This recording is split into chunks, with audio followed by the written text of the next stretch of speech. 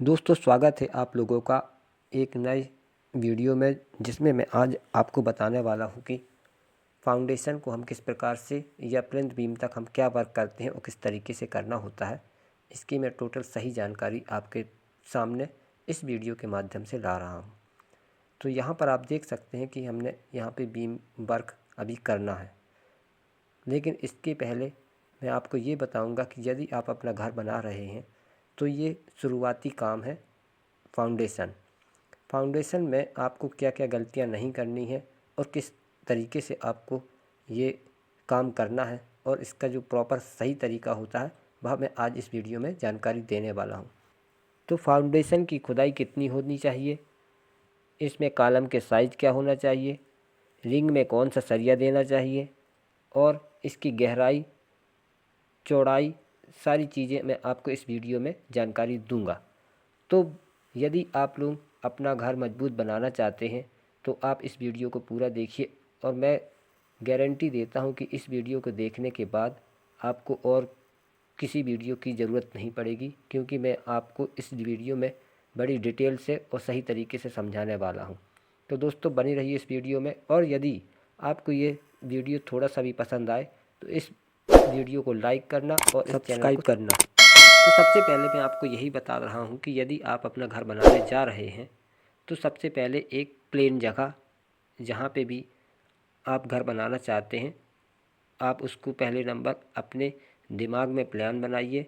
उसके बाद आप ये सोचिए कि हमें कमरे कितने चाहिए, मतलब टोटल प्लान उसका आपके मन में होना चाहिए।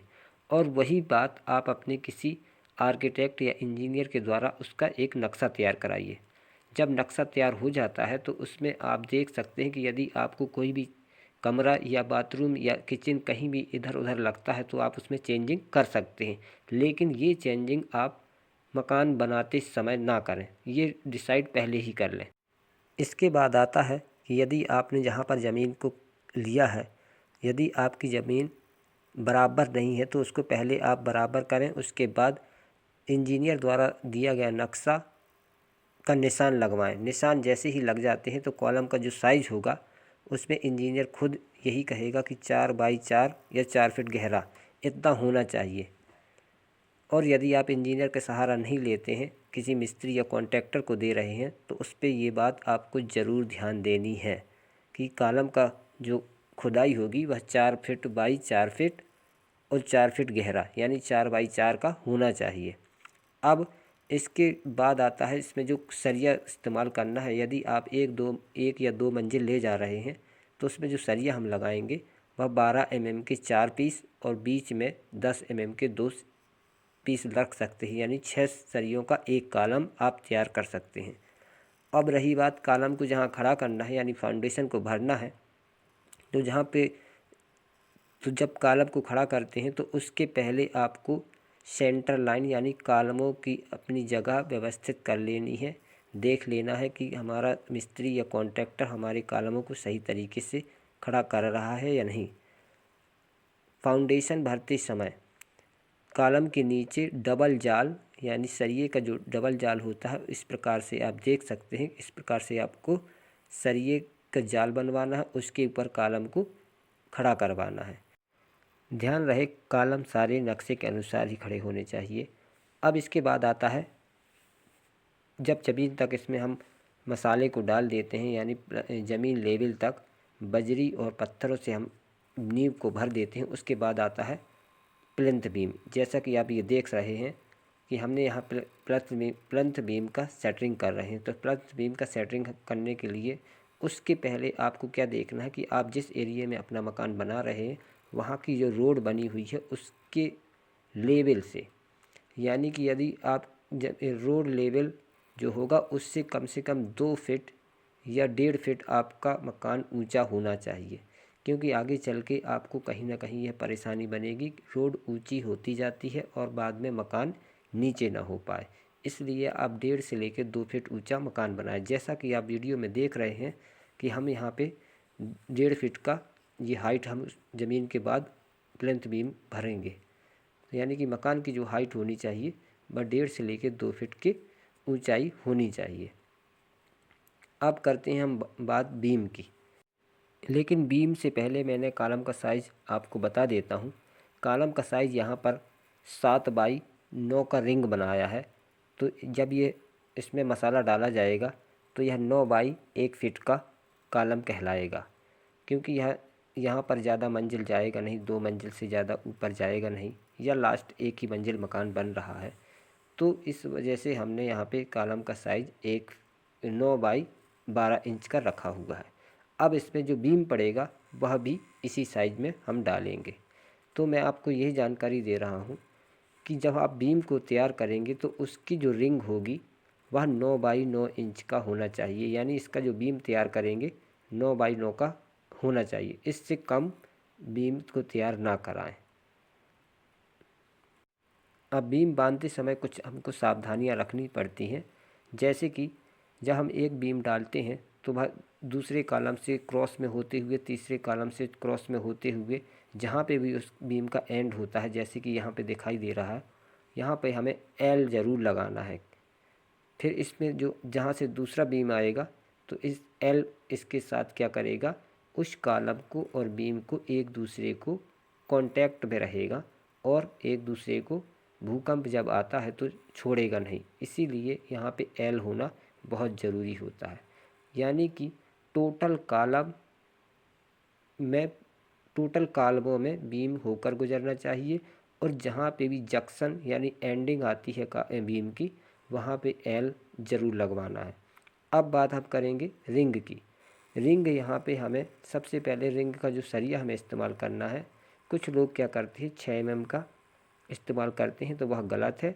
आप कम से कम 8 mm का सरिया रिंग के लिए इस्तेमाल कीजिए, और रिंग की दूरी जो होगी वह 6 या 7 इंच की दूरी पे ही डालना है। अब मैं बात करूँगा रिंग को बनाने के लिए जो हुक होता है, उसका जो हुक होता है, जैसे कि आप देख सकते हैं, ये हुक 45 डिग्री पे मुड़ा होना चाहिए। इससे क्या होगा, यदि आप 90 डिग्री पे मोड़ते हैं तो इसकी स्ट्रेंथ कम हो जाएगी, और अगर 45 डिग्री पे मोड़ के रखेंगे तो यदि इस पे लोड पड़ेगा तो यह फैलेगा नहीं, ना अपनी मजबूती को बना कर रखेगा।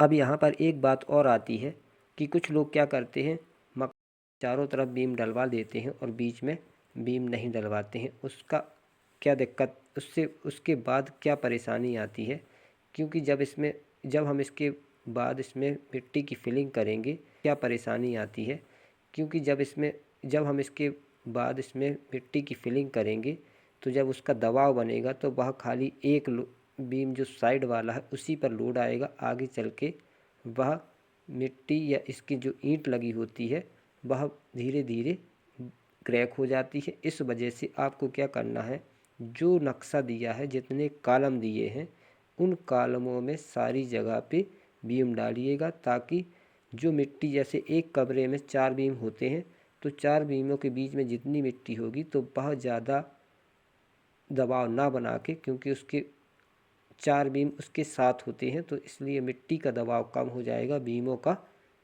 दबाव ज़्यादा रहेगा। इस वजह से हमारी जो ईंट है या दीवार वो बाहर नहीं जाएगी। तो आप याद रखना कि जब भी आप बीम डलवाते हैं तो सेंटर में ज़रूर डलवाने हैं और सारी जगह पे डलवाने हैं। अब बात करते हैं कि इसमें मसाला कौन सा होना चाहिए।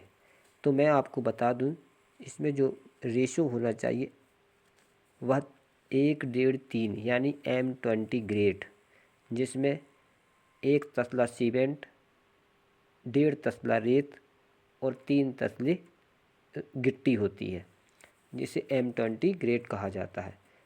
आप इसका मसाला डलवाएंगे, आपकी मजबूती मकान की ज़्यादा बनेगी। तो दोस्तों, आप समझ गए होंगे कि यदि आप अपने मकान का प्लंथ मजबूत बनाना चाहते हैं तो सबसे पहले मैंने आपको यही बताया था कि खड्डा जो होगा 4x4 का 4 फीट गहरा होना चाहिए। रिंग का सरिया और जो कॉलम का सरिया होगा वह 12 mm से कम नहीं होना चाहिए। 10 mm का सरिया इसमें ना दें। तीसरी बात, यदि आप इसमें बीम बनवा रहे हैं तो उसका जो साइज़ होगा 9x9 इंच का होना चाहिए। चौथी बात, बीच में कभी भी बीम को ना छोड़ें, सारे कॉलमों को एक दूसरे से अटैच करके रखें। कॉलम और बीम को बीम का जो लास्ट एरिया होता है, जंक्शन होता है। तो दोस्तों वीडियो यदि अच्छा लगा है तो एक लाइक ज़रूर करना। मैं चाहता हूं कि आप इस वीडियो के माध्यम से अपना घर का काम सही तरीके से कराएं, क्योंकि काम यदि मजबूत होगा तभी आपका घर मजबूत होगा। और मकान में सबसे ज़्यादा मजबूत उसका बेस होना चाहिए। ये है हमारा फाउंडेशन से प्लंथ तक। तो मैंने आपको इस वीडियो में प्लंथ बीम के बारे में जानकारी दी। वीडियो अच्छा लगा है तो लाइक और चैनल को सब्सक्राइब ज़रूर कीजिए और अपने दोस्तों में इस वीडियो को शेयर भी कीजिए। मिलते हैं अगले वीडियो में इसके आगे की जानकारी के साथ। थैंक यू, धन्यवाद, जय हिंद, जय भारत। तो दोस्तों वीडियो यदि अच्छा लगा है तो एक लाइक ज़रूर करना। मैं चाहता हूं कि आप इस वीडियो के माध्यम से अपना घर का काम सही तरीके से कराएं, क्योंकि काम यदि मजबूत होगा तभी आपका घर मजबूत होगा। और मकान में सबसे ज़्यादा मजबूत उसका बेस होना चाहिए। ये है हमारा फाउंडेशन से प्लंथ तक। तो मैंने आपको इस वीडियो में प्लंथ बीम के बारे में जानकारी दी। वीडियो अच्छा लगा है तो लाइक और चैनल को सब्सक्राइब ज़रूर कीजिए और अपने दोस्तों में इस वीडियो को शेयर भी कीजिए। मिलते हैं अगले वीडियो में इसके आगे की जानकारी के साथ। थैंक यू, धन्यवाद, जय हिंद, जय भारत।